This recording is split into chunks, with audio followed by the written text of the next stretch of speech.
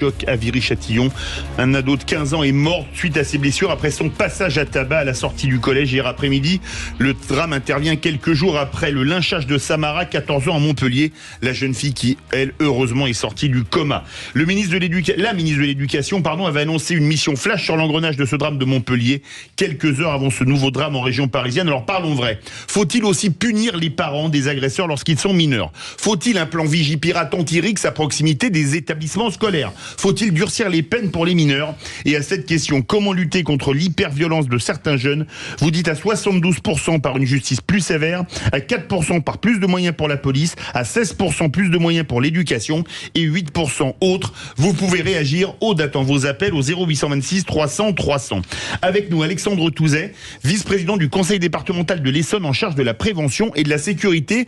Alexandre Touzet, on fait un tour de table des vraies voix avant de vous redonner la parole. Philippe Bilger, vous voteriez quoi, vous ? Plus justice plus sévère, plus de moyens pour la police, pour l'éducation ou autre ? De manière très confortable, je dirais tous ces moyens, mais j'irais même plus loin, je dirais, en ce qui me concerne, je peux dire que je suis rempli d'une sorte de mélancolie républicaine parce que je vois bien les efforts que tente le pouvoir avec mission flash, que sais-je, la force nationale qui, paraît-il, est annoncée par Nicole Belloubet, les ministres et le président de la République qui semblent se disputer l'honneur de gérer l'éducation nationale. Mais je trouve que votre question est très fine, Philippe, parce qu'en réalité, derrière tout cela, j'ai le sentiment qu'on a une minorité de jeunes gens de plus en plus précoces qui sont totalement hors contrôle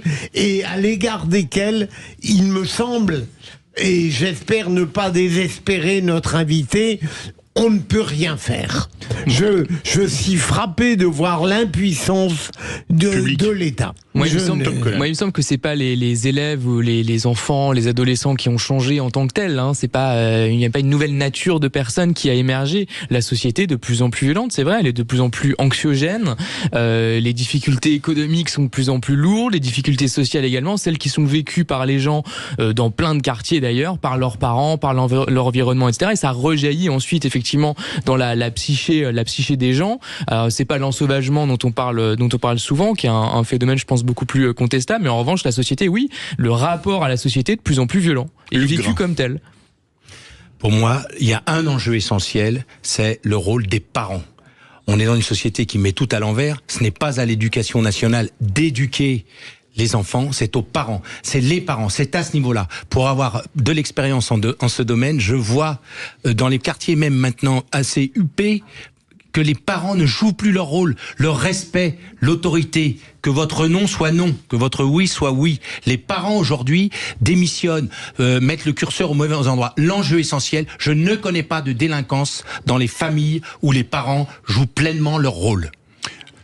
Alexandre Touzet, qu'est-ce que vous voulez répondre à nos trois vraies voix ? Philippe Bilger est assez désespéré. On va dire que Luc Gras a une vision, on va dire, plus, avant tout, c'est les parents. Et c'est vrai, le ministère de l'Éducation nationale est là pour enseigner et pas pour éduquer. Et Tom Conan qui a une vision plus sociologique. Avant tout, j'aurais avoir une pensée pour la maman de la victime, sa petite sœur. Et je sors du collège Les Sablons de Viry-Châtillon où au même moment on apprenait le décès à la classe du camarade et j'ai entendu ses cris. Et je veux dire qu'il y a aussi une belle jeunesse. Enfin, voilà. La deuxième chose, c'est que je pense, j'aurais tendance, comme monsieur le procureur, de dire je prends un peu tout parce que on est face à une multitude de violences. Il y a cette culture de la violence qui s'installe, mais on est face à des multitudes de violences. En Essonne, on connaît ce phénomène des RICS, puisqu'on consomme 25% des risques. On a les violences autour des émeutes urbaines, les violences contre les policiers, les violences contre les enseignants. On connaît un phénomène émergent qui est très fort, qui est la prostitution des mineurs. Et vraiment, je pense qu'il n'y a pas une seule solution, parce que s'il y avait une seule solution, il se serait trouvé un gouvernement intelligent pour la mettre en place. Donc, je pense qu'il faut vraiment mettre le paquet et avoir une vision un peu globale. Et c'est vrai qu'aujourd'hui, et je pense que c'est le vrai défaut de ce gouvernement, c'est de segmenter un peu les réponses. Un jour, on va parler de parentalité. Le lendemain, on va parler de la réforme de la protection judiciaire de la jeunesse qui est très défaillante. On va reparler de l'autorité judiciaire, on va parler de l'accompagnement psychologique et psychiatrique, puisqu'on a de plus en plus de jeunes qui ne vont pas bien.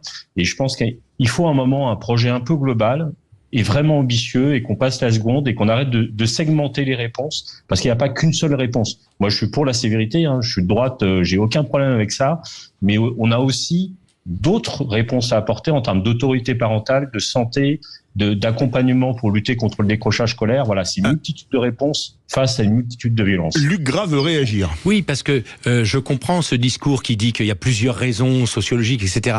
Mais l'enjeu principal, c'est la parentalité. Il y avait un chiffre qui n'avait pas été délivré par la place Vendôme il y a quelques années. Il y avait autour de 90% de la délinquance juvénile qui était issue de familles monoparentales ou complètement catastrophiques, absence de père, enfin absence de règles, etc. Donc le B.A.B.A., et ce n'est pas vrai qu'on a fait tout ce qu'on pouvait dans ce domaine. Le B.A.B.A., c'est la cellule familiale. Et comment le gouvernement pourrait-il interférer là-dedans? Alors bien sûr, on pourrait faire des sanctions sur les parents, etc. Mais l'enjeu principal, il est vraiment la responsabilité citoyenne des parents.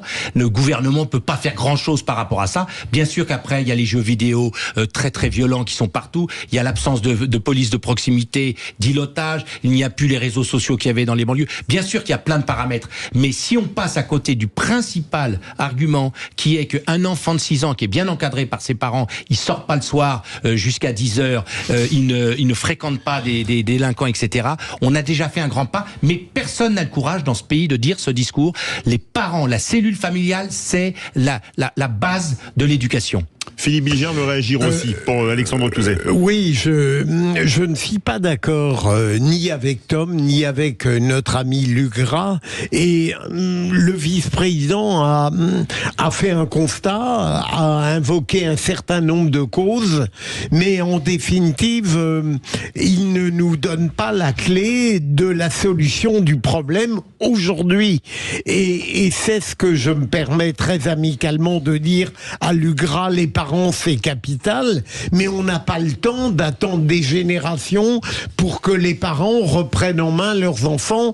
Et quand Tom dit que c'est la société, en gros le discours de gauche, qui est responsable, que le jeune n'est pas coupable de ce qu'il a fait, qu'il n'est pas libre, je trouve que c'est une erreur. Je crois qu'au contraire, tant qu'on n'acceptera pas de voir très clairement où se situe la source de la culpabilité, on n'arrivera nulle part. Non, moi je pense que les jeunes peuvent être coupables, c'est pas du tout la question. Mais monsieur mentionnait par exemple l'exemple assez extrême, paroxystique, on pourrait dire, de la prostitution des mineurs, par exemple. Si ça, c'est quand même pas l'illustration d'une société qui va quand même extrêmement mal. Les gens font pas ça pour le plaisir, je suppose. C'est vraiment une marque vraiment de désespoir absolument total. Donc ça doit quand même nous donner quelque chose comme enseignement. Du fric, c'est tout. Du fric, d'accord. Je pense que si les gens avaient les moyens de vivre normalement, de pouvoir acheter ce dont ils ont besoin sans faire ce genre de choses, ils le feraient pas. C'est quand même des actes extrêmes, surtout pour des mineurs. On va faire réagir Alexandre Touzet. Quand on entend les vraies voix, est-ce que pour vous la bataille elle est perdue? Philippe Bilger était très très négatif au départ, lui qui a été quand même avocat général pendant quelques années. J'avais pas de mineur. Oui, mais vous en avez certains qui avaient certainement déjà fauté quand vous étiez mineur. Oui, c'est vrai. Alexandre Touzet. Et après on part au 0826 300 300, le sujet fait beaucoup réagir. Je pense qu'on a mis du temps à avoir du diagnostic, puisqu'on avait des remontées qui étaient bidons en fait, et on voit bien les statistiques de l'éducation nationale, sauf les enquêtes de victimation qui sont très très bonnes, et pour le coup on voit ce qui monte dès l'école primaire, les phénomènes de CM1, CM2, les micro-violences qui commencent à augmenter, les problèmes de réseaux sociaux dès le CM1, CM2. Mais c'est vrai qu'on a mis énormément de temps à mettre sur la place le diagnostic, puisque quand on parlait de ça, on était accusé d'être d'extrême droite. Et c'est le vrai problème en France, c'est-à-dire qu'on peut pas regarder la réalité en face sans être traité de facho, en fait. Et tout le temps qu'on a perdu à regarder la réalité en face, on a laissé s'installer des choses. Et c'est vrai que il y a des choses qui sont d'une réponse immédiate, la sévérité de la justice par rapport à ces salopards qui ont tué un gamin aujourd'hui, mais il y a d'autres choses qui mettront du temps, il faut pas se mentir. C'est des années et des années. On part au 0826 303 ans, le sujet fait beaucoup réagir, direction Paris. Bonsoir David. Oui, bonsoir tout le monde. Je comptais réagir justement par rapport au sujet que vous avez évoqué à la radio, au sujet de la délinquance. Pour moi, il faudrait une justice beaucoup plus ferme. Je m'explique. En ce moment, il y a beaucoup de jeunes qui font pas mal de délits, voire même des gros délits. Ça passe devant le juge, et le juge lui dit, bon, la prochaine fois, tu auras du sursis, ou la prochaine fois, tu auras une peine de prison. Et au final, on a des jeunes qui ont un casier judiciaire long comme le bras, et ils sont jamais condamnés, donc il y a l'impunité, et se permettent de refaire les mêmes bêtises. Alors vrai sujet. David, on doit vous laisser parce qu'il y a beaucoup d'appels, on va faire réagir.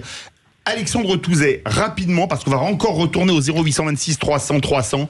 C'est vrai que quand on voit des jeunes multirécidivistes, multiréitérants, qui ne passent pas une minute en prison ou en centre éducatif fermé, ça pose question. Ils se disent, il n'y a pas d'autorité de l'État, on peut faire tout et n'importe quoi, non ?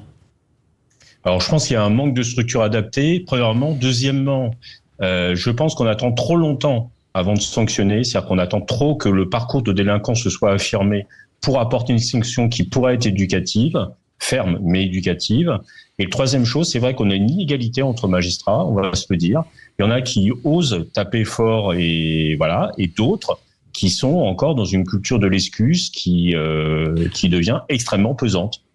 Direction Bayonne. Bonsoir Nathalie. Bonsoir. Vous voulez réagir à ce débat. Alors, qu'est-ce que vous en pensez, vous ? Vous pensez qu'il faut plus, pour lutter contre l'hyperviolence, une justice plus sévère, plus de moyens pour la police, pour l'éducation ou autre chose ? Que les parents prennent leurs responsabilités. Je commence à en avoir ras-le-bol. Je suis maman solo. Mon fils avait 5 ans, ma fille avait 10 mois. Aujourd'hui, ils ont 30 ans et 25 ans. Je les ai élevés toutes seules. Je n'ai jamais eu affaire à la justice. Chez moi, il y avait des règles. Je commençais à 7h30 le matin, je finissais à 18h30. Je savais tout le temps où étaient mes enfants et je n'ai jamais eu de soucis. Donc quand on dit les familles monoparentales, c'est la faute des familles monoparentales, j'en ai ras-le-bol. Il y a des parents, il y a des familles où il y a le père et la mère, c'est pas pour autant que les enfants, quand il y a un couple, les enfants soient des anges. Hein. Ah ben... On va faire réagir les voix. Lugras, c'est vrai qu'il y a des familles de voyous où il y a le père et la mère. Et bien on ne peut pas dire qu'ils n'aient pas le temps de s'en occuper parce que souvent, les deux ne travaillent même pas. Bien sûr, il faut bien comprendre ce que je disais. Dans les foyers monoparentaux ou à deux, quand ça ne fonctionne pas, c'est l'origine de la crise. S'il y a une dame, c'est encore plus valeureux, qui seule a élevé ses enfants et a fait qu'ils ne sont pas délinquants. Et bravo à Nathalie. Doublement bravo. Mais ce que je voudrais dire à Philippe, c'est que les délinquants de demain, et c'est au procureur que je parle, les délinquants de demain sont pris parmi les enfants d'aujourd'hui. Donc quand on dit mais ça va mettre trop de temps, l'enjeu essentiel il est de mettre des limites aux enfants dès le plus jeune âge. Si vous leur mettez des limites au plus jeune âge, encore faudra-t-il que par la suite ça se poursuive. Et alors, moi je ne crois pas du tout au discours répressif par les juges. D'abord parce que nos juges sont excellents contrairement à ce qu'on dit, mais ils sont débordés parce qu'ils n'ont pas de moyens. Mais les juges aujourd'hui dans notre pays, ils sont confrontés à des délinquants qui n'ont pas de limites. Et de la même manière que si vous mettez pas de limite quand ils sont petits, ils deviennent délinquants, de la même manière, le juge ne peut plus rien faire. La répression davantage ne servira à rien. D'ailleurs, on le voit, là où il y a de la répression, ça ne sert à rien. C'est au départ que le fruit se gâte. Et donc, c'est au départ la répression qu'il faut encadrer. en France, on n'a pas essayé donc, sur les mineurs. Hein. Je veux quand même dire que la dame a parfaitement raison. Si vous élevez les enfants de manière correcte avec des limites, ils ne deviendront pas délinquants. L'exemple dans les populations d'aujourd'hui, je finis là-dessus, les parents qui mettent pas le curseur au bon endroit du respect, de l'autorité et des limites font plus tard des délinquants. Ceux qui le mettent, ça n'est pas une question de quartier. Quel que soit le quartier, les enfants sont bien élevés et je suis sûr que ce discours-là, il est entendu dans les banlieues. Tom Collan, merci Nathalie de Bayonne et David de Paris. Moi, j'ai été élevé dans une famille monoparentale précisément et ça s'est, j'ai envie de dire, pas bien passé parce que bon, c'était quand même un drame originel, c'est-à-dire le décès de mon père quand j'étais tout petit. Mais c'est vrai que ça a été quand même une épreuve très très difficile pour ma mère, très franchement, sans dire d'éléments qui relèvent de la vie privée. Mais c'est vrai qu'elle était aussi présente en permanence pour nous cadrer, pour vérifier qu'on allait à l'école, qu'on faisait pas de conneries, qu'on n'avait pas des mauvaises fréquentations, etc. Et c'est vrai que c'est un travail à temps plein, mais après on peut pas la décréter, ça. C'est tout le problème. Alexandre Touzet, est-ce que l'excuse des familles monoparentales, c'est pas quand même une excuse un peu facile? Parce que Nathalie dit, moi j'avais 2 enfants, ils ont pas eu de problème, etc. Alors qu'il y a des familles, les parents ne travaillent pas, et les enfants font tout et n'importe quoi. Et on peut pas dire qu'ils ont pas le temps de s'en occuper puisqu'ils ne travaillent pas. Oui, j'aurais pas généralisé. Je pense qu'il y a des, Ah non, il y a mais on des généralise parcours pas, différents, mais c'est vrai que c'est vrai que pour une mère célibataire qui élève 3 grands ados, bah c'est un peu plus complexe. Et ça, on peut le comprendre. C'est un peu plus complexe à faire garder ses enfants, par exemple, ou pour aller travailler. C'est un peu plus complexe en termes de revenus aussi. Et c'est vrai que ça induit souvent des mécanismes de précarité, à la fois sociale, culturelle, qui sont plus complexes à gérer. Et c'est vrai que c'est plus. Moi, je suis papa, bah, c'est plus pratique d'élever des enfants à 2. On va pas se mentir. sûr. Pour autant, C'est sûr. ça doit pas être une excuse non plus à 100%. Voilà. Donc, il faut peut-être accompagner un peu plus. Et on peut faire cet accompagnement, il est justifié, sans tout excuser, parce que c'est une famille monoparentale. La vérité est vraiment, enfin, je pense, au milieu des deux réflexions. On retourne avec notre vraie voix du jour, Nicolas de Bordeaux, pour votre avis. Nicolas, on vous écoute. Je vous remercie de me donner mon avis. Alors, moi, tout ce que l'on dit me très bien, mais si j'essaie de prendre un petit peu de recul pour avoir la paix, je pense fondamentalement il n'y a pas de paix sans justice. Donc, et il n'y a pas de justice sans vérité. Et je pense que notre société pêche beaucoup sur ce domaine-là, à vouloir tout encadrer, ce qu'on a le droit de dire, des fake news, des pas de fake news, je pense que tout ça n'est pas bon pour finalement la paix dans notre société. Donc, si on veut travailler sur le fond, je pense qu'il faut, je dirais, travailler sur la justice, non pas en tant qu'institution, en tant que valeur qui oriente notre société. Et la vérité, c'est de savoir dénoncer quand on a au gouvernement un certain nombre de personnes qui ont des procédures judiciaires, et il y en a beaucoup, ça aide pas dans ce domaine-là. Et quand on n'ose pas trop le dire, ça va pas beaucoup dans ce sens-là. Alors ça n'explique pas en tant que tel, de manière directe, la délinquance qu'on observe, hyperviolence de ces jeunes, mais je parle là de manière plus globale. Il n'y a pas de justice sans vérité. Le mot de la fin, Alexandre Touzet. L'Essonne est à nouveau endeuillée par ce drame. Vous l'avez dit, l'Essonne cumule à elle seule entre 20 et 25% des RICS en France. Est-ce que vous avez des pistes pour essayer de trouver une solution, puisque vous êtes en charge de la sécurité et de la prévention au sein du conseil départemental en tant que vice-président? Alors nous, on s'occupe pas de la police ou de la justice. On a développé cette année de la médiation scolaire pour justement essayer d'accompagner et d'orienter ces jeunes qui sont parfois mal accompagnés par leurs parents vers des problématiques de santé, des problèmes de santé mentale qui montent, et essayer de travailler sur tout ce qui est la déscolarisation, parce que les élèves déscolarisés, c'est aussi un facteur de violence. Et on essaye de travailler avec les maires, quartier par quartier, sur ces questions des RICS, parce que sur chaque quartier, il y a des problématiques difficiles. Donc, effectivement, c'est pas spectaculaire, mais on essaye au quotidien de trouver des solutions. Et c'est un travail de terrain avec les maires, et c'est comme ça qu'on avance. Merci à vous. Merci à vous, Alexandre Touzet, vice-président du conseil départemental de l'Essonne, en charge de la prévention et de la sécurité. Après ce débat lourd suite au drame de Viry-Châtillon, on va avoir un moment de légèreté. Le qui c'est qui l'a dit. On se retrouve tout de suite avec les vraies voix sur Sud Radio.